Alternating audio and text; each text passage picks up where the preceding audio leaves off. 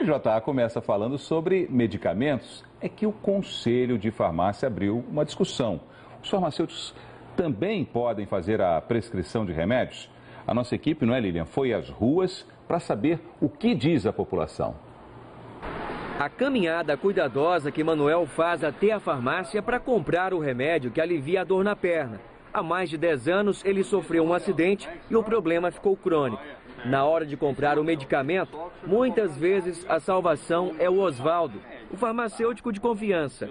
Às vezes a gente vai no médico, o médico passa um medicamento, o qual o Oswaldo já está sabendo que aquele problema que ele tem, o Oswaldo já tem conhecimento. O remédio que o médico vai te passar vai ser tal, chega lá na mosca. Há mais de 30 anos atrás do balcão da farmácia, Oswaldo acumulou tanta experiência que se sente capaz de diagnosticar uma doença.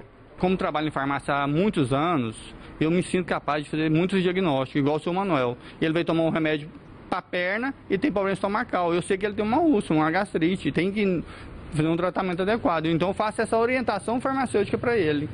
Mas nesse ponto surge um problema.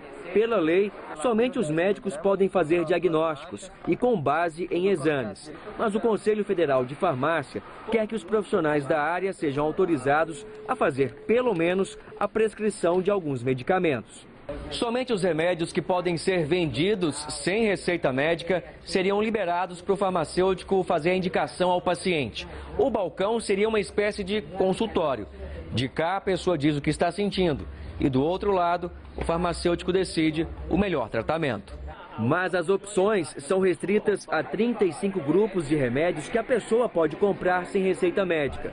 São analgésicos, antigripais e relaxantes musculares, que tratam sintomas simples como dor de cabeça, de garganta e febre. Eu acho que ele pode ser liberado, que não precisa. O senhor confiaria no farmacêutico, então? Confiaria. Se fosse um antibiótico, essas coisas, aí não pode. Muitas dúvidas que eu tenho a respeito de medicação. Oswaldo, meu corpo está assim, eu não estou me sentindo bem.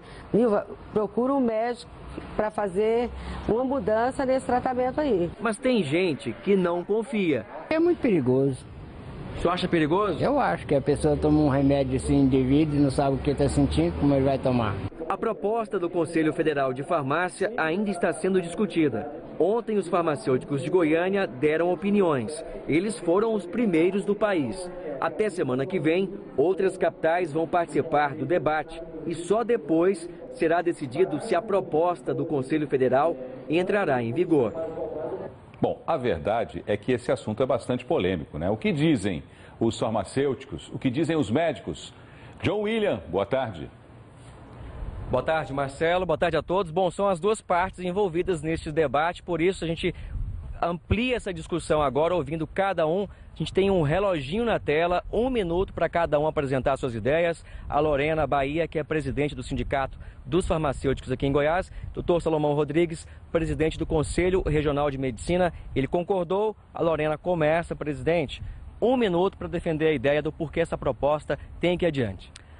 As entidades farmacêuticas hoje defendem a regulamentação dos serviços clínicos e da prescrição farmacêutica porque entendemos que hoje há um vazio assistencial quando se trata da utilização de medicamentos. Dados da Organização Mundial de Saúde nos mostram que 50% da população que usa o medicamento o faz de forma incorreta. Então, estamos falando não só da prescrição de medicamentos em si, mas prescrição também dos cuidados farmacêuticos, das orientações e, inclusive, o encaminhamento, nós podemos prescrever o encaminhamento do nosso paciente para outros profissionais de saúde. Então, saúde não se faz só com um profissional. Saúde requer cuidados da equipe multiprofissional em saúde. E a nossa proposta é que o farmacêutico ele ocupe o seu espaço na questão da responsabilidade sobre esse paciente que hoje não recebe orientação de ninguém, que faz uso do medicamento por conta própria. Então, a prescrição... Ok, Lorena, encerrou o seu tempo, a gente conversa agora com o Dr. Salomão Rodrigues, presidente do CREMEG, porque essa proposta ainda está sendo discutida e vai à votação ainda, não foi decidido se isso vai adiante, é uma consulta pública justamente para definir se isso vai adiante ou não. Doutor Salomão, 1 minuto para defender a ideia dos médicos. trabalhar em equipe não significa que os membros da equipe possam fazer uns as funções dos outros. É trabalhar de forma harmônica, cada um fazendo as funções próprias de sua profissão. Essa proposta é absurda, inconsequente e vai induzir o farmacêutico ao exercício ilegal da medicina e à prática do charlatanismo. Não cabe o farmacêutico fazer acompanhamento clínico. Ele tem todas as suas funções já definidas em lei, na lei que regulamentou a sua profissão.